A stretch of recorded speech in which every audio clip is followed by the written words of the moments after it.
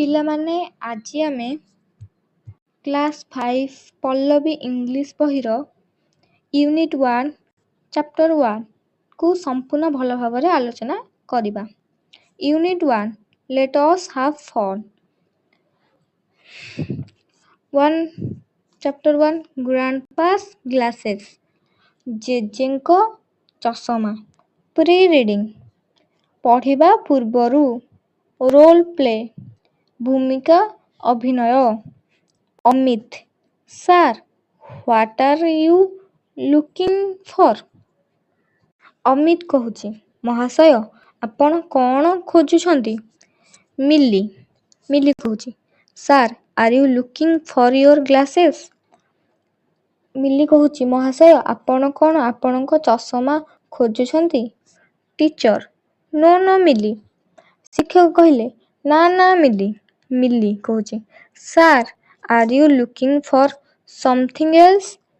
ମିଲି କହୁଛି, ମହାଶୟ, ଆପଣ ଆଉ କିଛି ଖୋଜୁଛନ୍ତି କି? ଟିଚର କହିଲେ, yes, my pen, I can not find it now. ଶିକ୍ଷକ କହିଲେ, ହଁ, ମୋ କଲମ ଖୋଜୁଛି, ମୁଁ ଏବେ ଏହାକୁ ପାଉନାହିଁ। ସାଫିନା କହୁଛି, is that in your pocket? Safina କହୁଛି, ତାହା ଆପଣଙ୍କ ପକେଟରେ ଅଛି କି? ଡେଭିଡ୍ କହୁଛି, it is their sir. David କହିଲା, ମହାଶୟ, ଏହା ସେଠାରେ ଅଛି। ଟିଚର କହିଲେ, ଓ ମାଇ ଗଡ୍, ହେ ଭଗବାନ, ଥ୍ୟାଙ୍କ ୟୁ ଚିଲଡ୍ରେନ୍, ଧନ୍ୟବାଦ ପିଲାମାନେ। ଅଲ୍ ଲାଫ୍ ଆଣ୍ଡ ଲାଫ୍, ସମସ୍ତେ ହସିଲେ ଆଉ ହସିଲେ।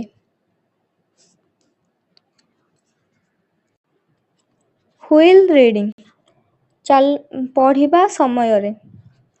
ଦି ଟେକ୍ସଟ, ପାଠ୍ୟ ବିଷୟ।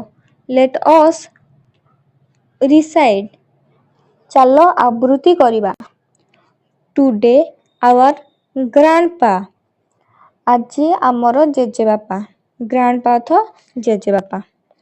ଇଜ୍ ସର୍ଚିଂ ଏଭ୍ରିୱେୟାର, ସର୍ଚିଂ ଅର୍ଥ ଖୋଜିବା, ଏଭ୍ରିୱେୟାର ଅର୍ଥ ସବୁଆଡ଼େ, ସେ ସବୁଆଡ଼େ ଖୋଜୁଛନ୍ତି। He has lost his glasses, lost ଅର୍ଥ ହଜାଇବା, ସେ ତାଙ୍କର ହଜାଇ ଦେଇଛନ୍ତି। କ'ଣ? ଗ୍ଲାସେସ୍ ଅର୍ଥ ଚଷମା। It was in only pair, it was only ମାନେ ଏହା ତାଙ୍କର ଏକମାତ୍ର, ପେୟାର ଅର୍ଥ ହଳେ, એકમાત્ર ହଳେ ଚଷମା ଥିଲା। He can not read the news paper, ସେ କ୍ୟାନ୍ ନଟ୍ ଅର୍ଥ ସେ ନ୍ୟୁଜ୍ ପେପର, ରିଡ୍ ଅର୍ଥ ପଢ଼ିବା, ନ୍ୟୁଜ୍ ପେପର ଅର୍ଥ ଖବର କାଗଜ, ସେ ଚଷମା ବିନା ଖବର କାଗଜକୁ ପଢ଼ି ପାରୁନଥିଲେ। ହି କ୍ୟାନ୍ ନଟ୍ ୱାଚ୍ ଟିଭି, ସେ ଚଷମା ବିନା ଟିଭି ମଧ୍ୟ ଦେଖି ପାରୁନଥିଲେ। ତାପରେ ହି can not cut the vegetables, ସେ ଚଷମା ବିନା କ'ଣ? ଭେଜିଟେବଲ ଅର୍ଥ ପରିବା, ପରିବାକୁ କଟ୍ ଅର୍ଥ କାଟିବା, ପରିବାକୁ ମଧ୍ୟ କାଟି ପାରୁନଥିଲେ। ଓଃ, ହ୍ୱେୟାର କ୍ୟାନ୍ ଇଟ୍ ବି? ଓଃ, ଏହା କେଉଁଠି ଥାଇପାରେ? ହି ଚେକ୍ଡ ଇନସାଇଡ୍ ହିଜ୍ ପକେଟ୍, ସେ ତାପରେ ତାଙ୍କର ପକେଟକୁ ଯାଞ୍ଚ କଲେ। ହି ଗ୍ଲାନ୍ସ ଅଣ୍ଡର ହିଜ୍ ଚେୟାର, ସେ ଚୌକି ତଳକୁ ଉଙ୍କି ମାରି ଚାହିଁଲେ। ହି ସର୍ଚ୍ଚ ନିୟର ଦି ୱିଣ୍ଡୋ, ସେ ସର୍ଚ୍ଚ ଖୋଜିବାକୁ ଆରମ୍ଭ କଲେ। ନିୟର ଦି ୱିଣ୍ଡୋ, ଝରକା ପାଖାପାଖି, ୱିଣ୍ଡୋ ଅର୍ଥ ଝରକା, ନିୟର ଅର୍ଥ ପାଖରେ, ଝରକା ପାଖରେ ଖୋଜିବାକୁ ଚାହିଁଲେ। ହି ଲୁକ୍ଡ ଏଭ୍ରିହ୍ୱେୟାର, ସେ ଦେଖିଲେ ସବୁଆଡ଼େ, ଏଭ୍ରିହ୍ୱେୟାର ଅର୍ଥ ସବୁଆଡ଼େ, ଲୁକ୍ଡ ଅର୍ଥ ଦେଖିବା, ସେ ସବୁଆଡ଼େ ଦେଖିଲେ। ଆଇ ଟୋଲ୍ଡ ହିମ୍, ମୁଁ ତାଙ୍କୁ କହିଲି। ଷ୍ଟପ୍ ଗ୍ରାଣ୍ଡପା, ରହିଯାଅ ଜେଜେବାପା। I went up close and said, ମୁଁ ପାଖକୁ ଗଲି ଏବଂ କହିଲି। ସେଡ୍ ଅର୍ଥ କହିବା, କ୍ଲୋଜ୍ ଅପ୍ ଅର୍ଥ ପାଖକୁ ଆସିବା। ଗ୍ରାଣ୍ଡପା ୟୋର୍ ଗ୍ଲାସେସ୍, ଗ୍ରାଣ୍ଡପା ଜେଜେବାପା, ୟୋର୍ ଗ୍ଲାସେସ୍ ତୁମ ଚଷମା। are right there on your head. Are right there ଠିକ୍ ତୁମ ମୁଣ୍ଡ ଉପରେ ଅଛି। on your head ଠିକ୍ ତୁମ ମୁଣ୍ଡ ଉପରେ ଅଛି। ଜେଜେଙ୍କ ଚଷମା ପିଲାମାନେ ତାଙ୍କ ମୁଣ୍ଡରେ ଥିଲା, ସେ କିନ୍ତୁ ସବୁଆଡ଼େ ଖୋଜୁଥିଲେ ଯେ ମୋ ଚଷମା କୁଆଡ଼େ ଗଲା। ନ୍ୟୁ ୱାର୍ଡସ୍ ଦେଖିବା। New words glands quick look ଅର୍ଥ ତରବରିଆ ଚାହାଣି। ଲଷ୍ଟ ନଟ୍ ଫାଉଣ୍ଡ ଅର୍ଥ ହଜି ଯାଇଥିଲା। ତାର ପେୟାର ଅର୍ଥ a set of two things used together ଅର୍ଥ ହଳେ। ସର୍ଚ୍ଚ ଲୁକ୍ ଫର୍ ଖୋଜିବା। ଲେଟ୍ ଅସ୍ ଡିସ୍କସ୍ ଆସ ଆଲୋଚନା କରିବା। Number 1 what is grandpa searching for? ଜେଜେବାପା କ'ଣ ଖୋଜୁଛନ୍ତି? ଏସବୁର ଆନ୍ସର ପିଲାମାନେ ଚାଲ କରିବା। What is grandpa searching for? ଜେଜେବାପା କ'ଣ ଖୋଜୁଛନ୍ତି? Answer grandpa is searching for his lost glasses. ସେ ହଜେଇ ଦେଇଥିବା ଚଷମାକୁ ଖୋଜୁଛନ୍ତି। Number 2 what are the possible place where he can find them? କେଉଁ ସମ୍ଭାବ୍ୟ ସ୍ଥାନ ଗୁଡ଼ିକରେ ସେ ତାକୁ ପାଇପାରିବେ? Answer the possible places ହ୍ୱେୟାର୍ he can find them are in his pockets, under his chair or near the window. Number 3 what cannot he do without glasses? Answer ଅର୍ଥ ହେଉଛି ଚଷମା ବିନା ସେ କ'ଣ ସବୁ କରିପାରିବେ ନାହିଁ। Answer he cannot read the newspaper, watch TV and cut the vegetables without glasses. Number 4 where does grandpa find his glasses at least? ଶେଷରେ ଜେଜେବାପା କେଉଁଠୁ ତାଙ୍କର ଚଷମା ପାଇଲେ? Answer at least grandpa find his glasses on his head. Then number 5 what makes grandpa happy? Answer help ମାନେ ଅର୍ଥ ହେଉଛି ଜେଜେବାପାଙ୍କୁ କ'ଣ ଖୁସି କରାଇଥାଏ? Answer help of his grandchildren finding his lost glasses makes grandpa happy. Number 6 make a list of things as told below. I things generally misplaced at your home. Who helps in finding these misplaced things? ଏହାର ଅର୍ଥ ପିଲାମାନେ ହେଉଛି ତୁମ ଘରେ ସାଧାରଣତଃ ହଜି ଯାଇଥିବା ଜିନିଷ ଗୁଡ଼ିକ। ଏହାର ଅର୍ଥ ହେଉଛି ଏହି ହଜି ଯାଇଥିବା ଜିନିଷ ଗୁଡ଼ିକୁ କିଏ ଖୋଜିବାରେ ସାହାଯ୍ୟ କରନ୍ତି। ହଜି ଯାଇଥିବା ଜିନିଷ ଯେମିତିକି ପେନ୍ କିଏ ସାହାଯ୍ୟ କରନ୍ତି? ମଦର ସାହାଯ୍ୟ କରିଦିଅନ୍ତି, brother and sister. Books mother brother and sister. Key mother brother and sister. Water bottle mother brother and sister. ତୁମକୁ ହଜି ଯାଇଥିବା ଜିନିଷ ତୁମର ଯିଏ ଖୋଜିକି ସାହାଯ୍ୟ କରେ ତାର ନାମ ଏଠାରେ ଲେଖିବ। ଯେମିତିକି ମୋର ପେନ୍ ହଜି ଯାଇଥିଲେ ମୋ ମା କିମ୍ବା ଭାଇ କିମ୍ବା ଭଉଣୀ ଖୋଜିକି ଆଣିଦିଅନ୍ତି। ଠିକ୍ ସେହିଭଳି ତୁମର କିଏ ଖୋଜିକି ଆଣିଦିଅନ୍ତି ତାହାର ନାମକୁ ଏହି ସ୍ଥାନରେ ଲେଖିବ ଏବଂ କେଉଁ ଜିନିଷ ହଜିଯାଏ ତାହାର ନାମକୁ ଏହି ସ୍ଥାନରେ ଲେଖିବ। Double I what will you say to the person when she or he helps you to find your lost things? ଏହାର ଅର୍ଥ ପିଲାମାନେ ତୁମେ ଜଣେ ବ୍ୟକ୍ତିଙ୍କୁ କ'ଣ କହିବ ଯେତେବେଳେ ସେ ତୁମର ହଜିଯାଇଥିବା ବସ୍ତୁ ଗୁଡ଼ିକୁ ଖୋଜିବାରେ ତୁମକୁ ସାହାଯ୍ୟ କରିବ? କ'ଣ କହିବ? ଆନ୍ସର ଲେଖିବା I say him or her thank you when she or he helps me to find my lost things. Post reading ଅର୍ଥ ପଢ଼ି ସାରିବା ପରେ। ଭିଜୁଆଲ ମେମୋରି ଡେଭଲପମେଣ୍ଟ ଟେକ୍ନିକ୍ ଦୃଶ୍ୟ ସ୍ମୃତି ବିକାଶ କୌଶଳ। ଆଇରେ ଦେଲା searching everywhere. Double I glasses on head Stanza 3 and 4. I ଦେଲା stop grandpa. Double I check inside his pocket. Triple I near the window.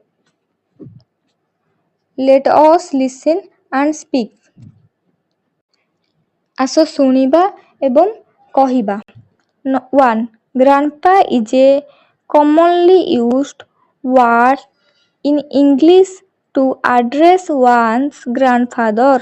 Say aloud the word you use for grandfather in your language. Do it in a chain drill. ଏହାର ପିଲାମାନେ ଏସବୁ ତୁମେ ନିଜ କ୍ଲାସରୁମରେ ଶିକ୍ଷକଙ୍କ ସହିତ ଆଲୋଚନା କରିକି କରିବ. Follow the steps of the chain drill activities. Ask children to follow the following structure. I call my grandpa dash. What's about you?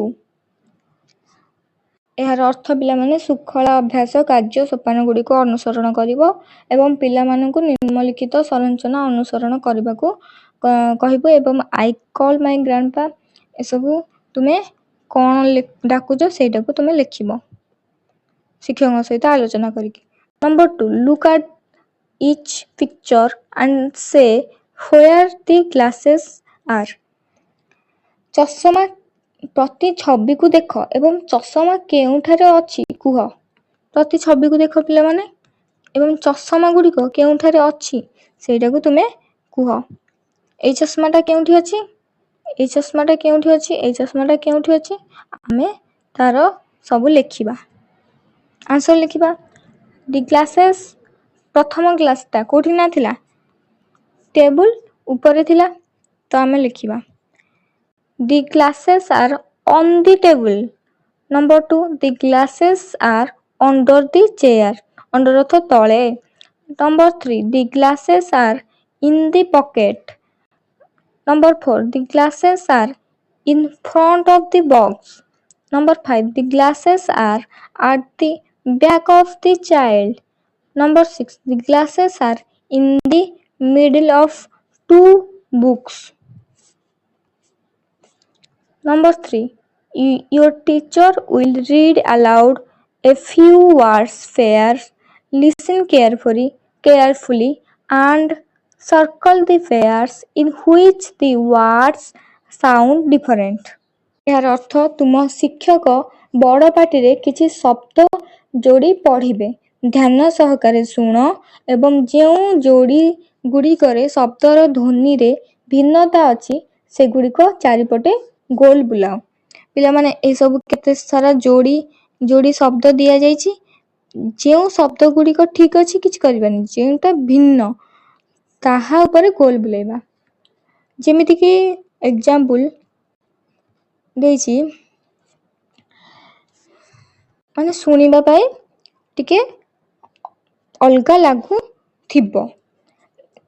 Example ଗୋଟେ ମୁଁ ନେଉଛି, ଏଇଟା ଦେଖ, ଫିଲ୍ ଏକା ଭଳି ଶୁଭା ଯାଉଛି ନା ନାଇଁ, ଫିଲ୍ କିନ୍ତୁ ଏଇଟାକୁ ଦେଖ, କୋଲ୍ଡ କୁଡ୍ ଅଲଗା ଶୁଭାଗଲା, ତ ସେମିତିକି ଆମେ ଗୋଲ ବୁଲେଇବା. କେଉଁଟା ହବ, ସବୁ ଯେଉଁଟା ହେବ ସେଇଟାକୁ ଆମେ ଗୋଲ ବୁଲେଇବା.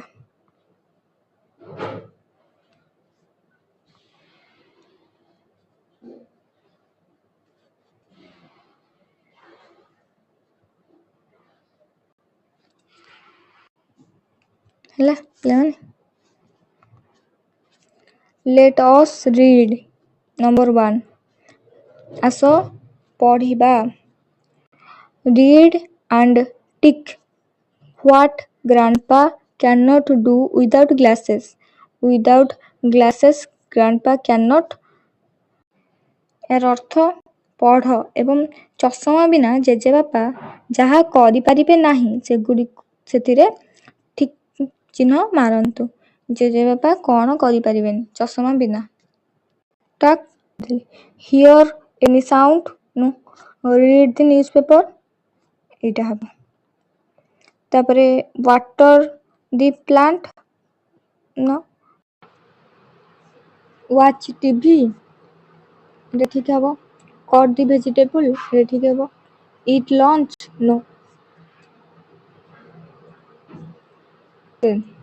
Number 2, encircle the word that is spelled correctly, one has been done for you।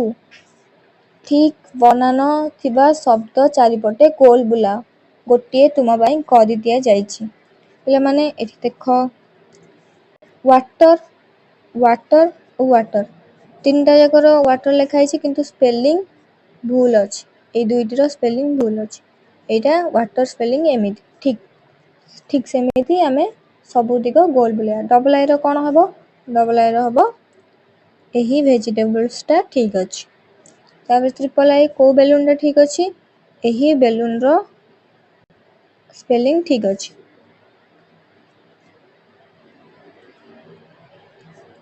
IV, house, କେଉଁ ହାଉସ୍? ଏଇ ହାଉସ୍ର ସ୍ପେଲିଂ ଠିକ୍ ଅଛି। ଭି, ଏଲିଫ୍ୟାଣ୍ଟ, ଏଲିଫ୍ୟାଣ୍ଟ। ତାପରେ ଭି ଆଇ, ସ୍ପେକ୍ଟାକଲେସ୍, ଏଇଟା ଠିକ୍ ଅଛି। ତାପରେ ଭି ଡବଲ ଆଇ, କାର୍ପେଣ୍ଟର, କାର୍ପେଣ୍ଟର, ଏଇ କାର୍ପେଣ୍ଟରଟା ଠିକ୍। ତାପରେ ଭି ଟ୍ରିପଲ ଆଇ, ଫ୍ରୁଟ୍, ଫ୍ରୁଟ୍, ଏଇ ଫ୍ରୁଟଟା ମାନେ ଠିକ୍। ଆଇ ଏକ୍ସ, ରିସିଭ୍, ରିସିଭ୍, ଏଇ ରିସିଭ୍ଟା ଠିକ୍। ଏକ୍ସ ଅଛି ପ୍ରିନ୍ସିପାଲ, ପ୍ରିନ୍ସିପାଲ ହେଉଛି ଏଇଟା ଠିକ୍ ହେଲା। Then number 3, read and enjoy the following story. ନିମ୍ନଲିଖିତ ଗପଟିକୁ ପଢ଼ ଓ ଉପଭୋଗ କର। Then do the activity that follows. ତାପରେ ଦିଆଯାଇଥିବା କାର୍ଯ୍ୟଟିକୁ କର। Sir Isaac Newton was a great scientist. Sir Isaac Newton ଜଣେ ମହାନ ବୈଜ୍ଞାନିକ। He was very busy all the time thinking his own thought. ସେ ସର୍ବଦା ନିଜ ଭାବନାରେ ମଜ୍ଜିଯାଇ ବ୍ୟସ୍ତ ରହୁଥିଲେ। ସୋ ଫରଗେଟଫୁଲ୍, ଏତେ ଭୁଲାପଣ। ୱାନ୍ ଡେ, ଦିନେ, he wanted to have eggs in supper. ଦିନେ ରାତ୍ର ଭୋଜନରେ ସେ ଅଣ୍ଡା ଖାଇବାକୁ ଚାହୁଁଥିଲେ। He run to the kitchen, stood near the stove. ସେ ରୋଷେଇ ଘରକୁ ଦୌଡ଼ିଲେ, ଷ୍ଟୋଭ୍ ନିକଟରେ ଛିଡ଼ା ହେଲେ। Water in the pan was boiling. କଡ଼େଇରେ ପାଣି ଫୁଟୁଥିଲା, ସେ ଫୁଟାଇଲେ। He dropped his watch into the boiling water. ସେ ଫୁଟୁଥିବା ପାଣି ମଧ୍ୟକୁ ନିଜ ହାତ ଘଣ୍ଟା ପକାଇଦେଲେ। When he looked for the eggs in the PAN. ଯେତେବେଳେ ସେ ଅଣ୍ଡା ପାଇଁ କଡ଼େଇକୁ ଚାହିଁଲେ, he found it in his hand. ସେ ତାହାକୁ ନିଜ ହାତରେ ଦେଖିଲେ। He laughed and laughed. ସେ ହସିଲେ ଏବଂ ହସିଲେ। ପିଲାମାନେ ଏହାର ଅର୍ଥ ହେଉଛି ସାର୍ ଆଇଜାକ୍ ନ୍ୟୁଟନ ଗୋଟେ ବହୁତ ବଡ଼ ବୈଜ୍ଞାନିକ ଥିଲେ ଏବଂ ସେ ସବୁବେଳେ ବ୍ୟସ୍ତ ରହୁଥିଲେ ନିଜ ଭାବନାରେ ଭାବନାରେ ସେ ବୁଡ଼ିକି ରହୁଥିଲେ ଆଉ ସବୁକିଛି ଭୁଲି ଯାଉଥିଲେ। ଦିନେ ସେ ଅଣ୍ଡା ଖାଇବା ପାଇଁ ଇଚ୍ଛା ହେଲା ତାଙ୍କର। କଡ଼େଇରେ ପାଣି ଗରମ କଲେ, ପାଣି ଫୁଟିଲା ଏବଂ ସେଇ ପାଣିରେ ସେ ଅଣ୍ଡା ପକେଇବେ କ'ଣ, ନିଜ ହାତର ଘଣ୍ଟାଟାକୁ ପକେଇଦେଲେ ଏବଂ ଅଣ୍ଡାଟା ତାଙ୍କର ହାତରେ ଅଛି, ଘଣ୍ଟାଟା ସେ ପାଣିରେ ପଡ଼ିଛି। ସେ ତାପରେ ଏହାକୁ ଦେଖିକି ବାଉଳାରେ ସେ ଏହାକୁ ଦେଖିକି ହସିଲେ ଏବଂ ହସିଲେ ଆଉ। Great thinker are often forgetful. ମହାନ ଚିନ୍ତକମାନେ ସବୁବେଳେ ଭୁଲାପଣ। Write T for the true statements and F for the false statements in the box given for each. I, sir Isaac Newton was a great pilot. ପିଲାମାନେ ଏଇଟା false, ତ false ଲେଖିବ, F ଲେଖିବ। ତ double I, The water in the pan was cold. False लिखिବ. Double I, triple I. He wanted to have eggs in breakfast. ସେ eggs ଖାଇବାକୁ ବ୍ରେକଫାଷ୍ଟରେ ଚାହୁଁଥିଲେ ନା ବ୍ରେକଫାଷ୍ଟ ନାହିଁ ତ false लिखिବ. F लिखिବ. IV. He boiled water in place of eggs. False. V. Great thinker never forget. False. F लिखिବ. Let us write. ଆସ ଲେଖିବା. 1. Look at the words in each group. Arrange them in ascending order. Write the smallest or lightest object first and the biggest or heaviest last. ଏହାର ଅର୍ଥ ପ୍ରତି ଦଳରେ ଥିବା ଶବ୍ଦ ଗୁଡ଼ିକୁ ଦେଖ, ସେଗୁଡ଼ିକୁ ଊର୍ଦ୍ଧ୍ୱ କ୍ରମରେ ସଜାଅ। ପ୍ରଥମେ ଛୋଟ କିମ୍ବା ହାଲୁକା ବସ୍ତୁ ଏବଂ ଶେଷରେ ବଡ଼ କିମ୍ବା ଓଜନିଆ ବସ୍ତୁ ଲେଖ। I. Towel, sari, handkerchief, bedsheet. ସଜେଇକି ଲେଖିବା ଆନ୍ସର ହ୍ୟାଣ୍ଡକର୍ଚିଫ୍, ଟାୱେଲ, ଶାଢ଼ୀ ଆଉ ବେଡସିଟ୍ ଏମିତି ଲେଖିବା। Double I. apple, strawberry, cherry, watermelon. Answer cherry, strawberry, apple, watermelon. Triple I. Triple I. Bullock cart, bicycle, bus, car. Answer bicycle. Bullock cart, car, bus. IV. Hen, crow, sparrow, eagle. Answer sparrow, crow, hen, eagle. B. Ox, rabbit, elephant, squirrel. Answer squirrel, rabbit, ox, elephant. Write two more examples following the same pattern. Chili, arum, cucumber, pumpkin. ପିଲାମାନେ chilli ଅର୍ଥ କହିଦେଉଛି ଲଙ୍କା, ଏରୁମ୍ ଅର୍ଥ ସାରୁ, କୁକୁମ୍ବର ଅର୍ଥ କାକୁଡ଼ି, ପମ୍ପକିନ୍ ଅର୍ଥ କଖାରୁ। 2. Grapes, guava, orange, apple. Grapes ଅର୍ଥ ଅଙ୍ଗୁର, guava ଅର୍ଥ ପିଜୁଳି, orange ଅର୍ଥ କମଳା, apple ଅର୍ଥ ସେଓ। 2. Note the following phrase. A pair of shoes. ନିମ୍ନ ବାକ୍ୟାଂଶକୁ ଲକ୍ଷ୍ୟ କର। ହଳେ ଜୋତା। The word pair is used in all the phrases given below. ନିମ୍ନରେ ପ୍ରଦତ୍ତ ସମସ୍ତ ବାକ୍ୟାଂଶରେ ପେୟାର ଶବ୍ଦଟି ବ୍ୟବହୃତ ହୋଇଛି। I. A pair of scissors. Double I. A pair of trousers. Triple I. A pair of glasses. IV. A pair of shoes. V. A pair of gloves. VI. A pair of earrings. V. Double I. A pair of rackets. Number 3. Complete the story using the correct preposition. Around, after, for, in, above, on, among, at. My grandfather has a habit of keeping his glasses dash different place at. Last week he could not find his glasses and looked dash the house around the house.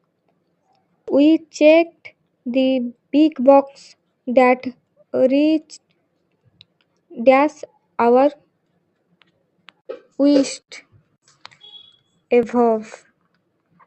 My grandfather looked for the glasses dash in newspaper, kept dash on table, in the newspaper, on the table. He continued searching 2 hours. He shut down the bed dash giving one final look to the room. 4.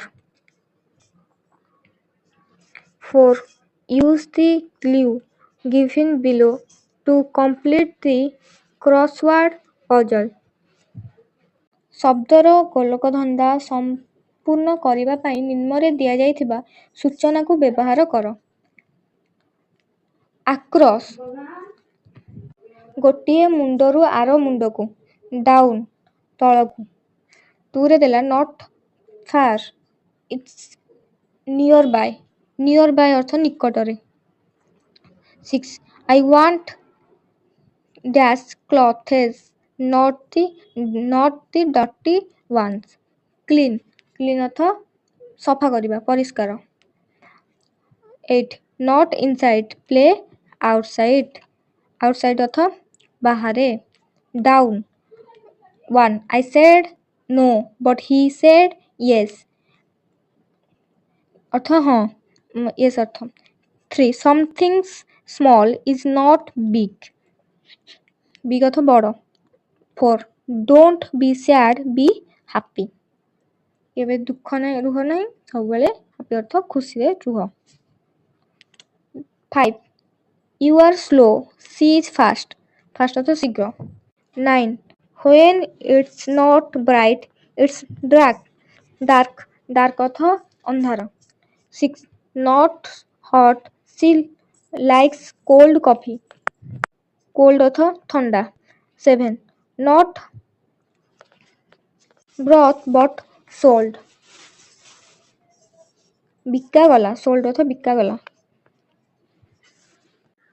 ଏହାକୁ fill up କରିବାକୁ ଦେଇଛି, ମୁଁ କରିଦେଇଛି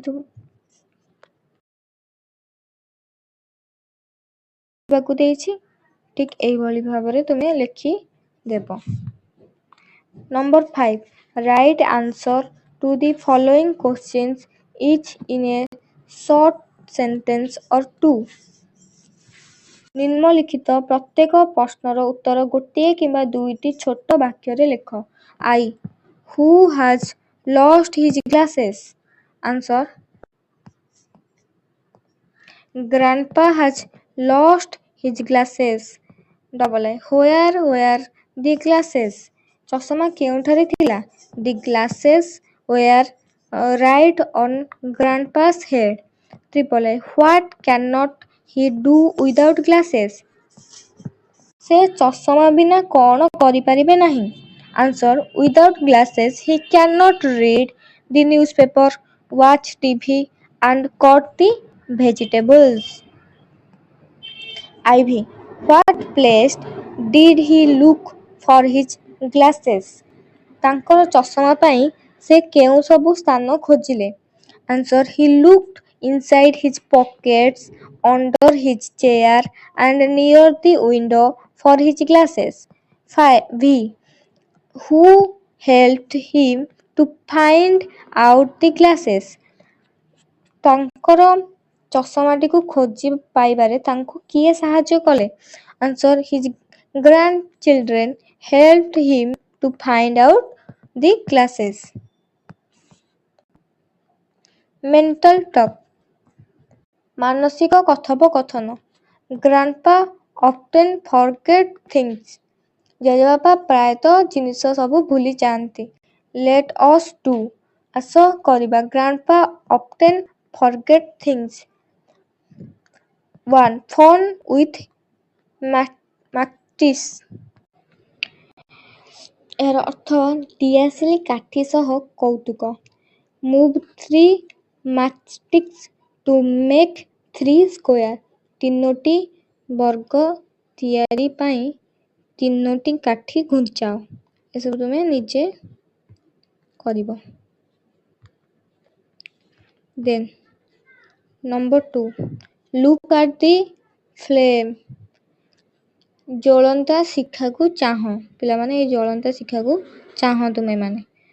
ଦେନ୍ touch the red star with the tip of your nose and look at the candle and blow it start burning। ଏହାର ଅର୍ଥ ତୁମ ନାକର ଅଗ୍ରଭାଗରେ ନାଲି ତାରାଟିକୁ ସ୍ପର୍ଶ କର, ତାପରେ ନାକରେ ତୁମେ ଏ ତାରାଟିକୁ ସ୍ପର୍ଶ କରିବ ଏବଂ ମହମବତୀ ଆଡ଼କୁ ଚାହଁ ଏବଂ ଦେଖ ଏହା ଜଳିବାକୁ ଆରମ୍ଭ କରିବ। ମହମବତୀଟା ପିଲାମାନେ ଜଳୁନି, କିନ୍ତୁ ଏହି ନାଲି ତାରାଟାକୁ ଅନେଇକି ତାପରେ ମହମବତୀ ଆଡ଼କୁ ଅନେଇଲେ ଏଇଟାକୁ ଲାଗିବ ଯେ ତମକୁ ଏଇଟା ଜଳୁଛି। ନିଜେ କରି ଦେଖିନିଅ।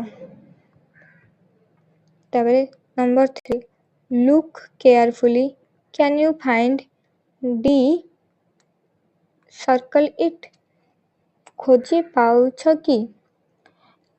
ଏହା ଚାରିପଟେ ଗୋଲ ବୁଲାଅ, ଧ୍ୟାନ ସହକାରେ ଦେଖ ତୁମେ ଡି ଖୋଜି ପାଉଛ କି?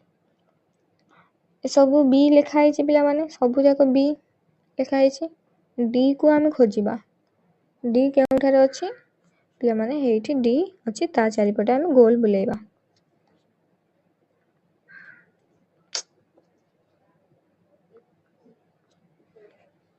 ହେଲା, ଡନ୍।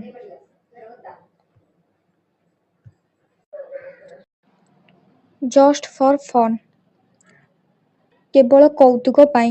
ରିଡିଲ୍, ରିଡିଲ୍ ଅର୍ଥ ପ୍ରହେଳିକା। I go to the market, ମୁଁ ବଜାରକୁ ଯାଏ। I lovingly bring you home, ମୁଁ ଶ୍ରଦ୍ଧାପୂର୍ବକ ଘରକୁ ଆସେ। ଆଇ ମୋତେ ଆଣନ୍ତି, ଶ୍ରଦ୍ଧାରେ ଘରକୁ ଆଣନ୍ତି। I sit in front of you, ଏବଂ ମୁଁ ତୁମ ଆଗରେ ବସିଥାଏ। And I cry, cry, cry, ଏବଂ ମୁଁ କାନ୍ଦେ ଆଉ କାନ୍ଦେ। ହ୍ୱାଟ୍ ଇଜ୍ ଇଟ୍, ଏହା କ'ଣ? ପିଲାମାନେ, ଏହାର ରିଡିଲ୍ ଅର୍ଥ ଗୋଟେ ପ୍ରହେଳିକା ଦେଇଛି। ଏହାର ଅର୍ଥ ହେଉଛି ଯେ ମୁଁ ବଜାରକୁ ଯାଏ, ତୁମକୁ ଶ୍ରଦ୍ଧାରେ ଘରକୁ ଆଣେ, ମୁଁ ତୁମ ଆଗରେ ବସିଯାଏ ଏବଂ ମୁଁ କାନ୍ଦେ ଆଉ କାନ୍ଦେ। ଏହା କ'ଣ? ପିଲାମାନେ, କ'ଣଟେ ଆମେ ବଜାରରୁ ଆଣୁଛେ ଏବଂ ତାହା ଆଗରେ ବସିଲେ ଆମେ କାନ୍ଦୁଛେ, ସେଇଟା ହେଉଛି, ଆନ୍ସର ହେଉଛି କ'ଣ? ଅନିଅନ୍, ପିଆଜ। ପିଆଜକୁ ଆମେ ଆଣିଲେ ତାପରେ କାଟିଲେ ଆମେ କାନ୍ଦୁନେ କି? ଆନ୍ସର ହେଉଛି ଅନିଅନ୍। ପିଲାମାନେ, ଯଦି ତୁମକୁ ଏହି ଭିଡ଼ିଓଟି ଭଲ ଲାଗିଥାଏ ତେବେ ରାନୀ ପ୍ରିୟଙ୍କା ୟୁଟ୍ୟୁବ୍ ଚ୍ୟାନେଲର ଏହି ସବସ୍କ୍ରାଇବ୍ ବଟନକୁ କ୍ଲିକ୍ କରନ୍ତୁ, ଯାହାଫଳରେ କି ଆପଣମାନଙ୍କୁ ଏମିତି ସୁନ୍ଦର ଭାବରେ ବୁଝାଉଥିବା ଭିଡ଼ିଓ ସବୁ ଆପଣଙ୍କ ପାଖକୁ ପହଞ୍ଚି ପାରିବ। ରହୁଛି, ଜୟ ଜଗନ୍ନାଥ।